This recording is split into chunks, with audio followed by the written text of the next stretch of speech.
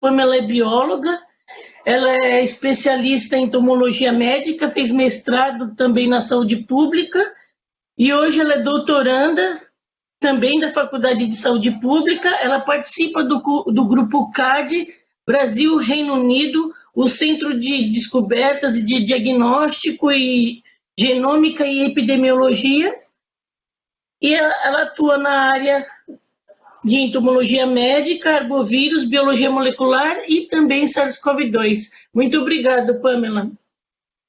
Eu que agradeço. Vocês estão conseguindo me ouvir? Sim, estamos.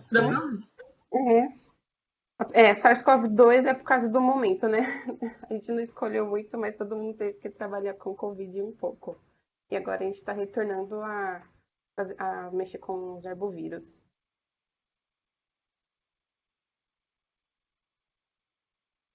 Posso começar a apresentar para vocês minha tela?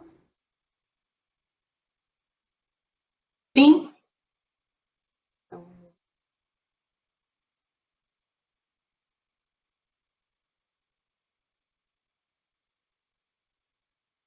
aqui. Então, essa é uma parte do meu trabalho de doutorado que eu estou fazendo na saúde pública, que é a investigação virológica em mosquitos Diptera curicide no estado de São Paulo.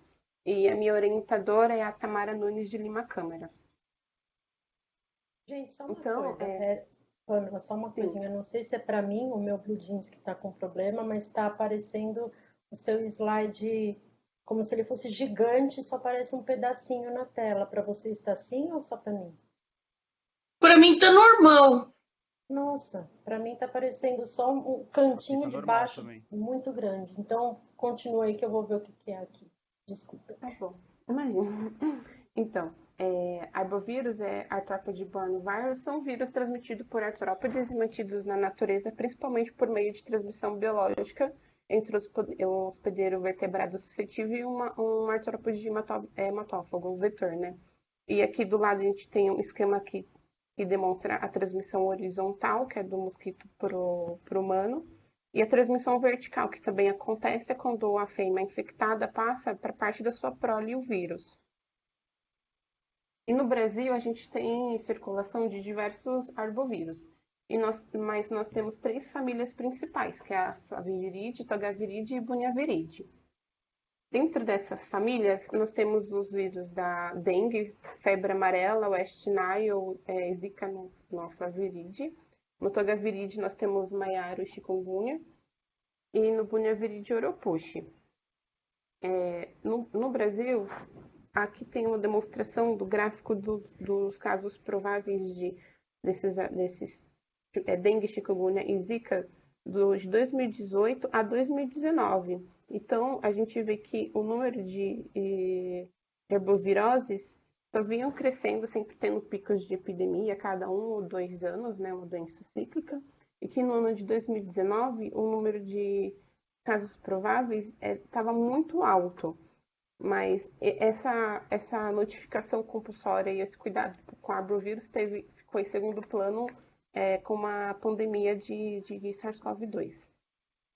Então, provavelmente, a gente podia ter muito mais casos de arbovírus em 2019 e em 2020. E no Brasil, nós temos alguns principais vetores desses arbovírus.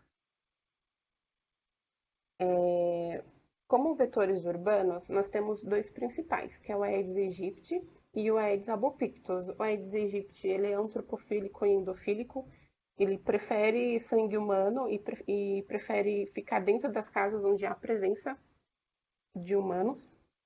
Ele já chegou a ser erradicado do Brasil em 1955, porém como os países vizinhos não fizeram a mesma campanha de erradicação,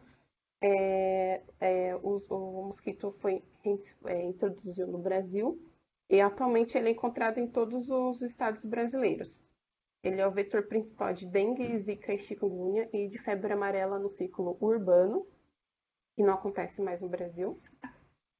Ele é um mosquito de hábitos diurnos, com picos bimodais, então a sua atividade de cópula, procura por hospedeiro, é sempre feito ao amanhecer e ao entardecer. As fêmeas, elas ovipõem seus ovos preferencialmente em criadouros artificiais, mas já foi encontrado ovos de Aedes aegypti em criadouros naturais. E seus ovos podem permanecer viáveis por até 492 dias. Isso é um estudo feito em um laboratório. E as fêmeas apresentam discordância gonotrófica. Essa discordância gonotrófica é importante para a epidemiologia da doença porque a fêmea ela pode sugar mais de uma vez sem necessidade. Então, ela vai lá, suga o sangue de um hospedeiro humano, o suficiente para os ovos, só que aí ela vê a oportunidade de um humano lá quietinho, ele vai lá e suga de novo. Então, isso aumenta as chances dela se infectar com o vírus e aumenta as chances dela transmitir esse vírus. O Aedes albopictus, ele é encontrado em áreas tropicais, subtropicais e também em regiões de clima temperado do mundo. Ele tem maior frequência em ambientes rurais, semi-silvestres e silvestres do Brasil. Então, ele pode levar arbovírus do meio silvestre para o urbano, porque ele fica ali no periurbano, perto das florestas, e esse é um risco que tinha quando teve um surto, epidemia de febre amarela em São Paulo. Era a grande preocupação do albopictus conseguir levar esse arbovírus para o meio urbano. E ele só teve o primeiro registro no Brasil na década de 1980, no final. Mas recentemente, acho que só tem 2 estados que não notificaram a presença dele. Acho que foi Acre e mais um outro que eu não lembro. Ele é mais resistente ao frio, então em países de clima temperado, como a Espanha e a Itália, ele é o responsável por transmissão dos arbovírus. Ele tem maior valência ecológica. Então, além de se alimentar do sangue humano, ele pode se alimentar de sangue de primatas não humanos e aves. E ele ainda não é incriminado como vetor natural de arbovírus no Brasil, mas ele tem competência para se infectar e transmitir dengue, febre amarela, zika e chikungunya. E os vetores silvestres,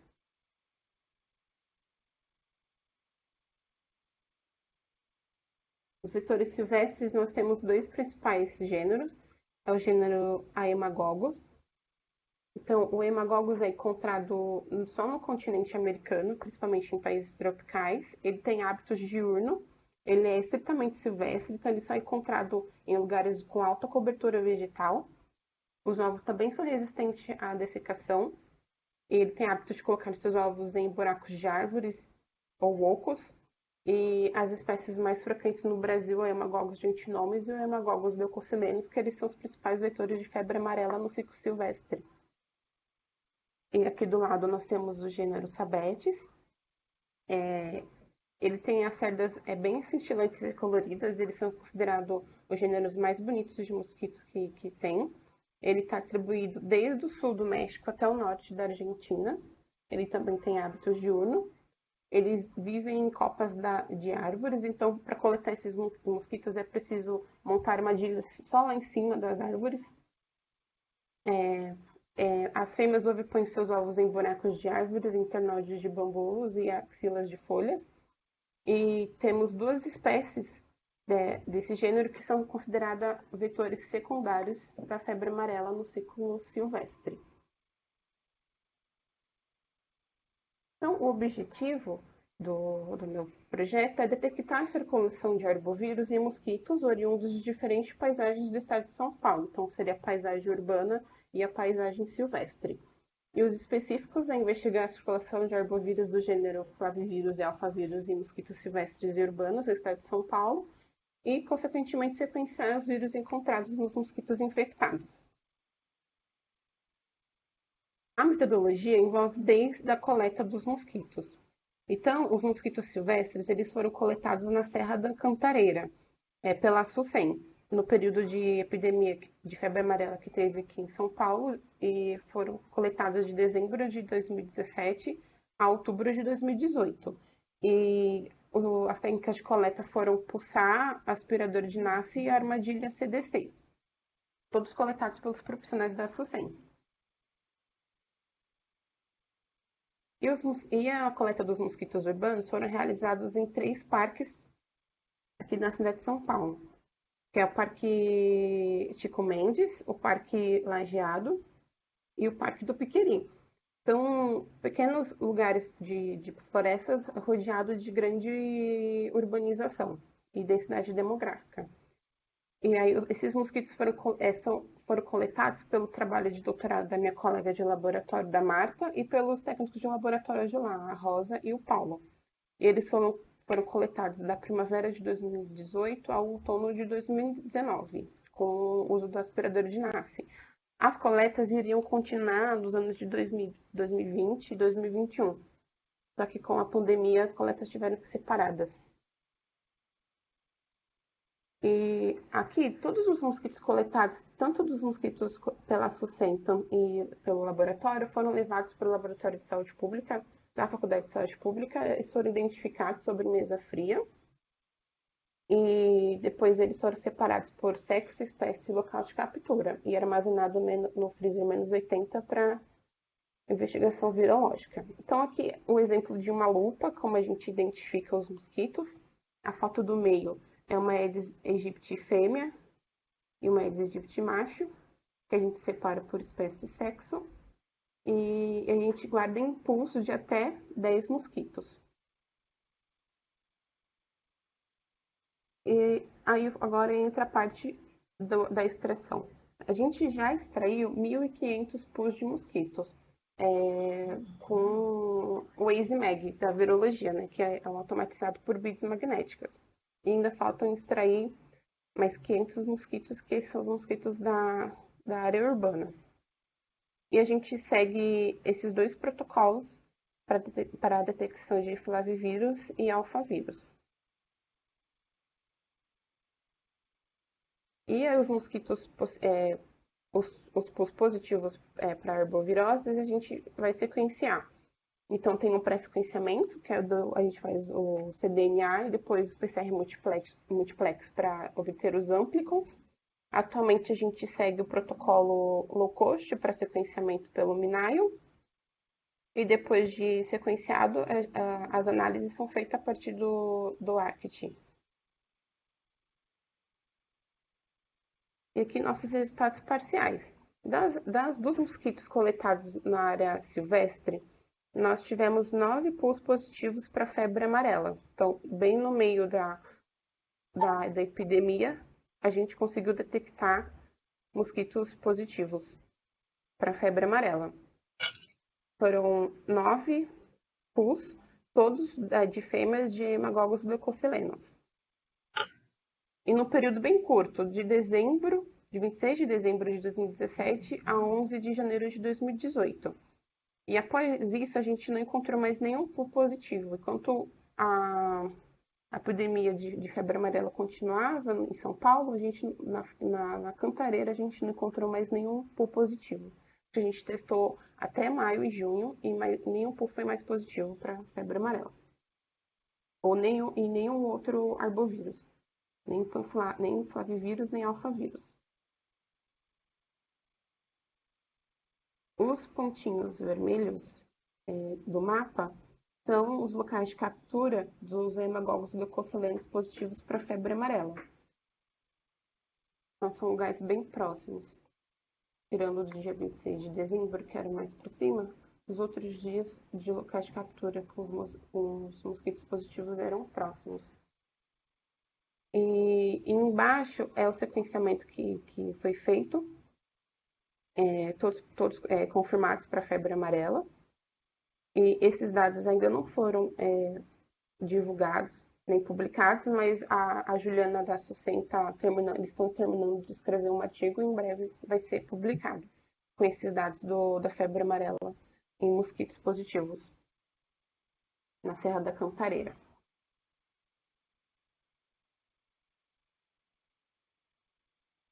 Nós também padronizamos a extração automatizada pela Locus, e a gente vai seguir fazendo a extração pela Locus, que é a extração com o maior número de amostras, já consegui extrair 96 amostras em menos tempo. E também a gente padronizou o PCR usando enzimas da Promeg e da Thermo Fisher e reduzindo o volume de reação. Então, os nossos próximos passos é a extração dos mosquitos restantes, que são os urbanos, e fazer o PCR com Flávio com alfa, e se tiver algum positivo, a gente vai extrair. A gente acha que vai encontrar mosquito positivo nos mosquitos urbanos, porque com as coletas de 2019 foi no pico dos casos de dengue em São Paulo. Então, provavelmente, a gente encontre algum positivo. É isso que a gente espera, né? E aqui, os agradecimentos. É um trabalho muito longo, desde a coleta em campo até o laboratório. Então, aqui é o Laboratório de Saúde Pública da USP, da Faculdade de Saúde Pública que eu faço parte. Então, agradecer a minha orientadora, e a Marta, a Rosa e o Paulo, que fizeram a coleta nos parques urbanos. Eu ajudei só um pouco, não fui em todas as coletas. A Ismênia ela faz parte do Laboratório de Saúde Pública, ela também fez parte das coletas na SUSEM, da febre amarela, e também faz parte do CAD. A SUSEM, muito, porque foi eles que coletaram todos os mosquitos na epidemia de febre amarela. Eles que entraram lá na Serra da Cantareira para coletar, então a Juliana, Luísa, a Marisa, o Eduardo, e os que foram para campo, o Renato, o outro Renato Vilas Boas, o Marlon Pires, o Ailton e a Vanessa, e ao grupo CAD, o Laboratório do LIM 46, porque toda essa parte de biologia molecular eu faço lá. Todo o grupo CAD, que ajuda muito, a doutora Esther e a Jaqueline. E é isso. Obrigada. Obrigada, Pamela. Muito bonito o seu trabalho. Antes de eu abrir para mais perguntas, eu queria que você nos falasse um pouco sobre o Pan-Flav e o Pan-Alfa. Eles detectam muito além desses que você se propôs, muitos outros Flav e Alfa? Eles conseguiram juntar muitos vírus, além desses. Como o West Nile, tem muito mais, é muito além do que dengue, zika, chikungunya, dengue, zika e febre amarela, no caso de Pan-Flav, chikungunya e maiaro para o Pan-Alfa. Quer dizer que além desses 4 vírus, né, você pesquisou esses outros também, né? Tem vários outros, só que esses são os mais importantes para a saúde pública no Brasil, mas se por acaso tiver outro flavivírus, tanto o flavivírus de mosquito também ele consegue detectar. E esse protocolo que você fez nos mosquitos também é aplicado em outros materiais biológicos, não é? É feito para amostras humanas, né? Também. É o que a Adolfo Lutz utiliza. Aqui também ele usou para o líquor, né? É muito legal esse protocolo que você nos mostrou. Ele é bem completo. Mas de 32, se não me engano, não é? É muito, é que eu não tenho aqui a tela, eu devia ter colocado assim, no artigo, tem todos os vírus que eles conseguem, que eles se juntaram para detectar. Mas no artigo deles, eles explicam direitinho. Muito legal esse protocolo, obrigada. Imagina. Posso fazer uma pergunta? Eu queria perguntar para a Pamela, os pools eram de quantos mosquitos cada pool? 10. Então vocês testaram quantos pools? 100 pools? Que era 1000, né? 1000 da Serra da Cantareira foram 1000 pools, assim, nem todos tinham 10. 10 foram positivos? 10 foram 9 positivos? foram positivos para febre amarela. Eram 1000 pools. Não, peraí, eram 1000 mosquitos, vocês fizeram 100 pools. Era mais ou menos, não, era 1000 pools, era mais ou menos, era 5.000 mosquitos. 1000 pools. Então foram 10, desses 1000 pools, 10 foram positivos. Só. Isso, 9. 9. E aquele número que tem no meio, quer dizer, isso que eu não entendi. 4, 3.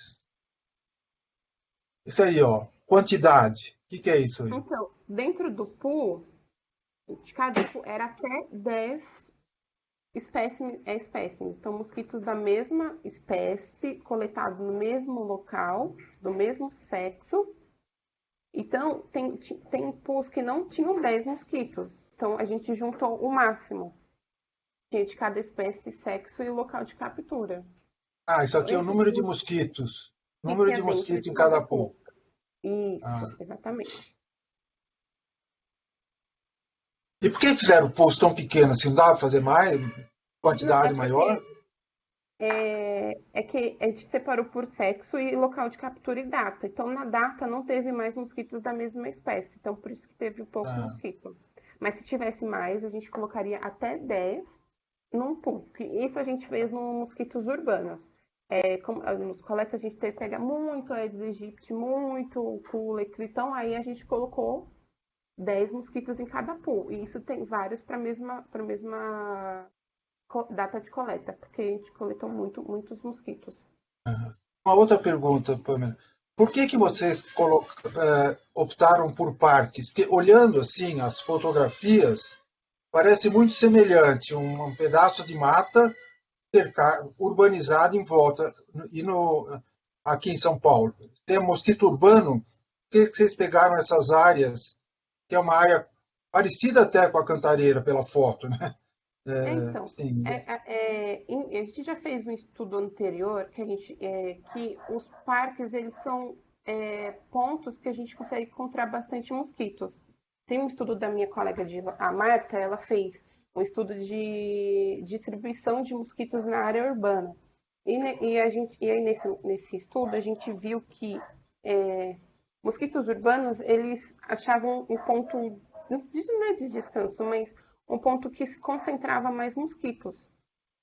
Isso no trabalho anterior. Então, nesse trabalho, a gente aumentou o número de parques, mas continuou com a mesma metodologia, foi quando a gente encontrou muitos mosquitos urbanos. Tanto que no trabalho anterior, que foi o meu trabalho de mestrado, o trabalho da Marta também, a gente conseguiu identificar uma Aedes albopictus infectado com dengue 3.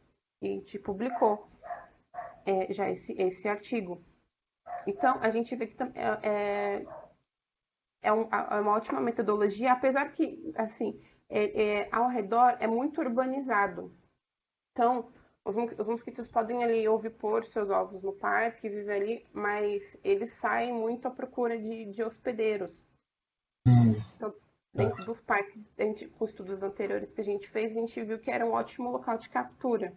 Porque também, se a gente for nas ruas, ou colocar armadilhas nas ruas, as pessoas iam jogar fora, iam quebrar. E no parque a gente consegue colocar as armadilhas, fazer a aspiração sem problemas. A gente tem autorização da Secretaria dos Parques de São Paulo, da Secretaria de Saúde, tem que pedir todas essas autorizações. E aí no parque também a gente achou que era mais seguro. legal. Obrigado. Né?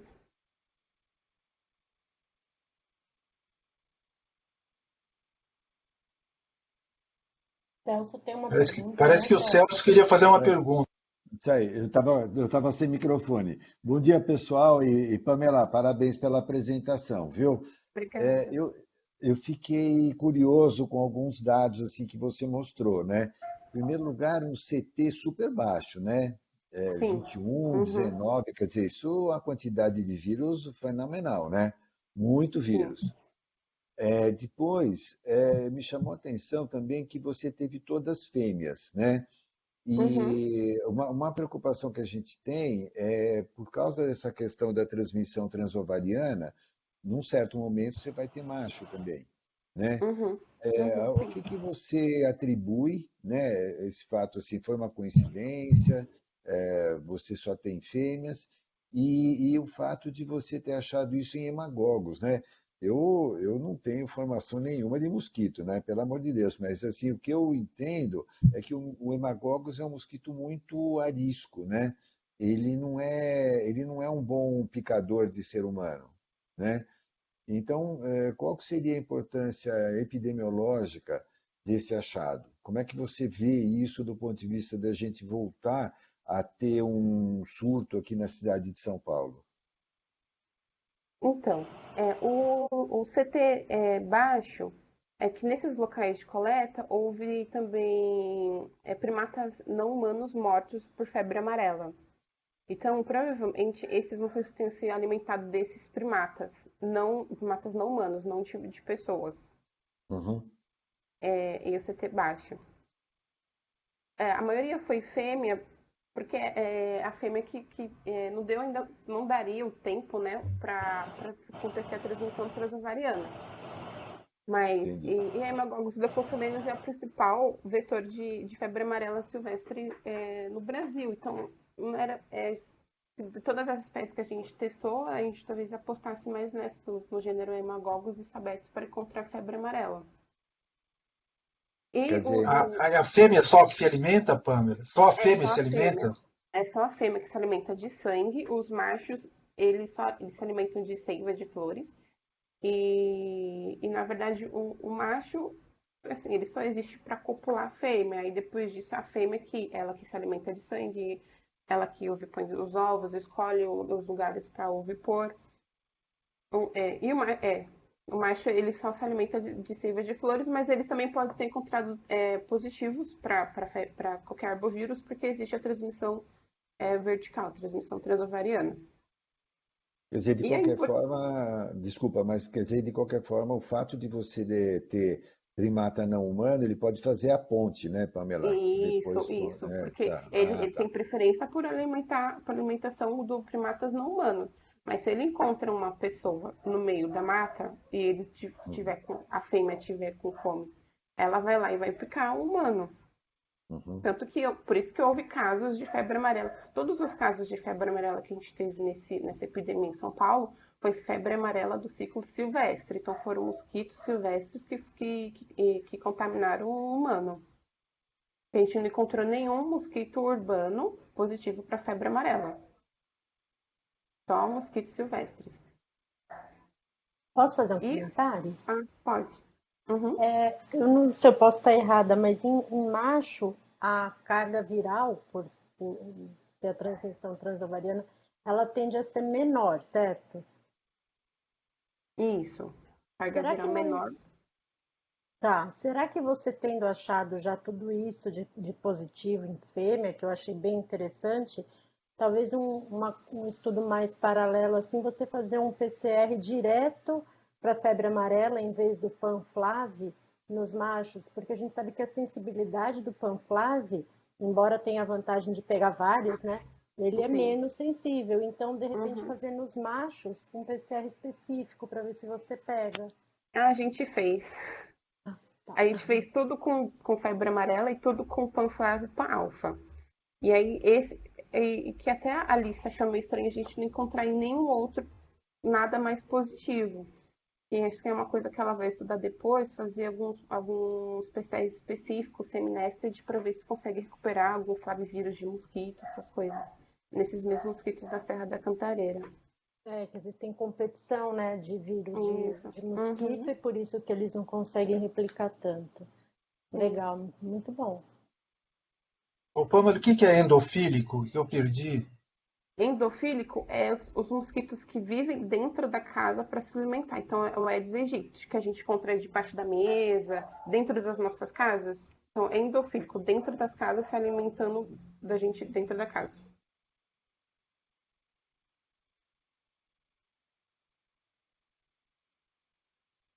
E isso continua, né, Pamela? Quer dizer, o conceito que eu tenho é que a transmissão da dengue é intradomiciliar Sim, e tanto é que a gente costuma ver muitos casos na mesma família, né? É um exatamente. achado do ponto de vista clínico muito comum, né? E também talvez isso explicaria porque no Brasil a gente ainda tem mais mulher do que homem infectado, né? Porque na Uhum, realidade brasileira você ainda tem mais mulheres dentro de casa do que o marido que vai para o campo, né? Para trabalhar, né? exatamente. O Aedes aegypti, ele vive dentro das casas ele vai ser, passa ali sua perna debaixo da mesa, ele vai te picar, não vai gastar muita energia. Ele é bem espertinho. E já se acostuma com isso. E até ele não vai mudar. Porque a gente sempre vai estar dentro de casa, sempre vai ter alguma pessoa para ele se alimentar. E sempre vai ter gente que deixa criadouros para ele ovipor. A não ser que a gente mude a cabeça das pessoas, educação, começar a falar com as crianças desde agora e como erradicar o mosquito, talvez eu acho que não se erradique mais a Aedes aegypti no Brasil, mas pelo menos diminuir a quantidade de mosquitos, né?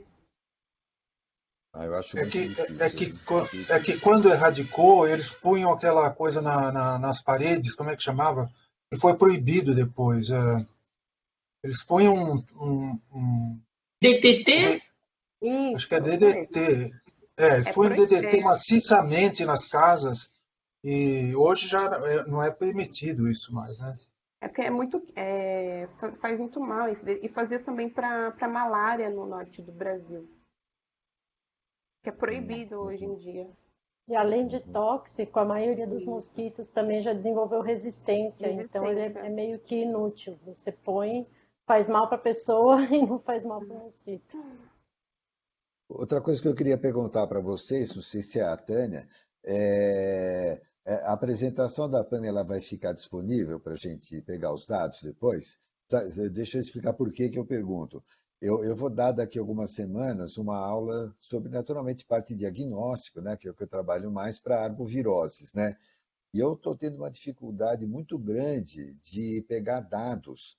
Dá a impressão que o Brasil só pensa em Covid entre 2020 e 2021. Então, eu consigo só pegar dados de 2017, 2018, no máximo 2019. Mas a gente não acha esses dados. Então, eu não sei quantas anda dengue no Brasil, Zika, chikungunya nesses últimos 2 anos. Então, eu queria ver se a gente podia usar esses dados, né? Eu perdi os primeiros 5 minutos, que eu não estava conseguindo entrar, mas eu acho que você colocou alguns dados, não colocou, Pamela?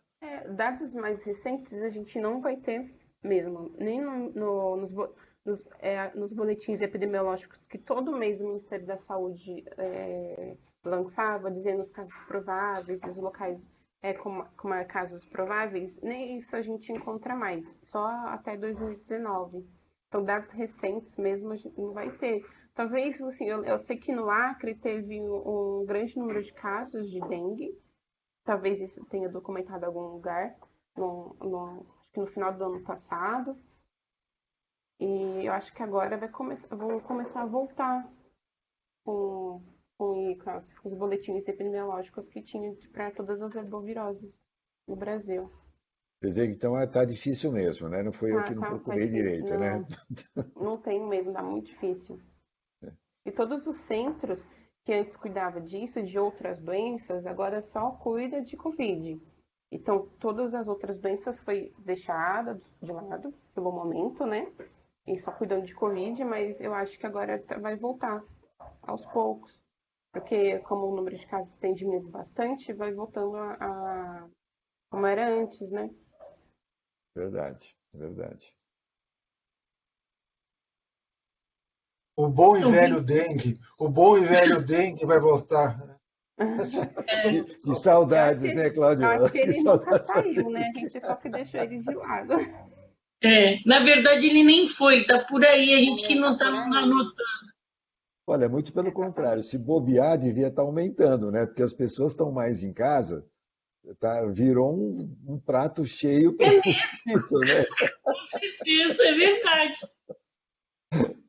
Mas eu Ai, meu acho que Deus. não tem muito mesmo. Não sei, lá em Araraquara, eles mandaram alguns casos, né? Mas são poucos, né?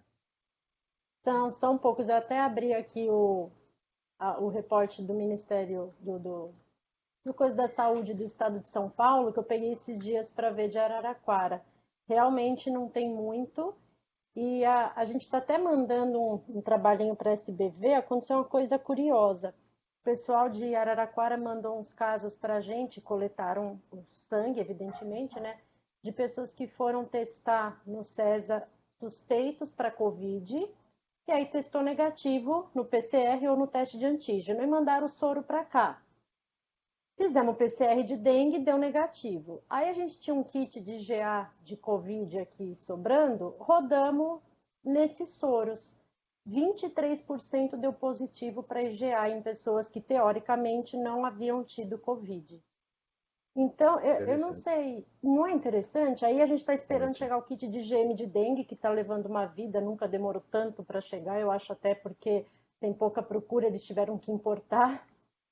Mas a gente notou isso, então pessoas ficaram sem diagnóstico, eram suspeitas de Covid e de fato tinham IgA para Covid.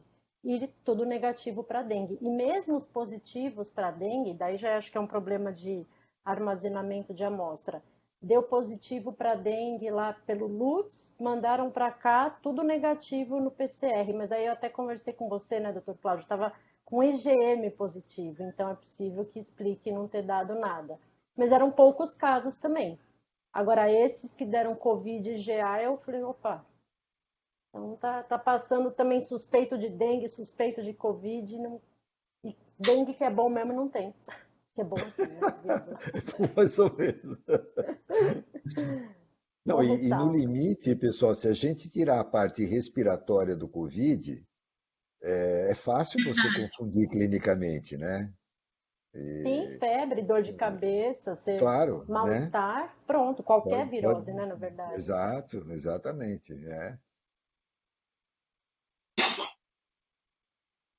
Mas isso. Lembrando que o dengue também pode ter sintoma respiratório. Até isso, né? Uns 20%, sei lá, tem, eu acho. É fácil confundir, né? Celso, você conseguiu pegar os dados da Secretaria de São Paulo, né? Para dengue ou não? Não, eu não peguei. Na verdade, eu entrei no Ministério da Saúde. A minha busca inicial era sobre sífilis, né? E aí eu fiquei impressionado como não tinha dados sobre sífilis de 2019 para cá, né? E aí eu fui olhar dengue e não tinha também. Então eu falei, ué, o que está acontecendo? Aí eu peguei e falei, eu não tive ideia de procurar na Secretaria da Saúde de São Paulo. Você disse que tem, né? Tem, estou com ele aberto aqui. Se quiser eu te mando, legal. mas não sei se eu estou com o negócio antigo, que está até acho que junho, que foi o que eu salvei aqui. Mas tem, da de São Paulo tem. Legal. Não, mas já me ajuda demais. Me ajuda demais. Já é Obrigado. alguma coisa, né? Dá a impressão que as outras doenças sumiram, né? Eu acho que o ano passado o dengue até deu uma diminuída mesmo, talvez por ter uma circulação de um mesmo sorotipo, né? Você teve menos casos sendo reportados. Agora, esse ano já se esperava ter mais. Parece que teve sim um pouco mais em alguns lugares, mas também eu acho que tem muita subnotificação. Quem está só com dor de cabeça, faz um teste de Covid negativo na farmácia. Fala, eu não vou no posto de saúde ver o que é isso, senão aí sim que eu vou pegar Covid. Então acaba passando batido, acho que em muitos casos. É verdade. Verdade.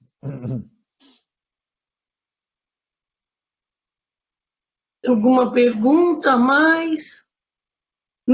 Em todo caso, a Pamela autorizou gravar a aula dela. O Almir gravou e vai disponibilizar. Tá ótimo. Muito obrigado, viu? De nada. Muito obrigado a todos. Muito obrigado, Pamela. Foi ótimo. E obrigada a todos. Foi uma ótima discussão e interessante. Obrigada, Pamela. Obrigado, pessoal. Tchau, pessoal. Tchau. Tchau, pessoal. Tchau.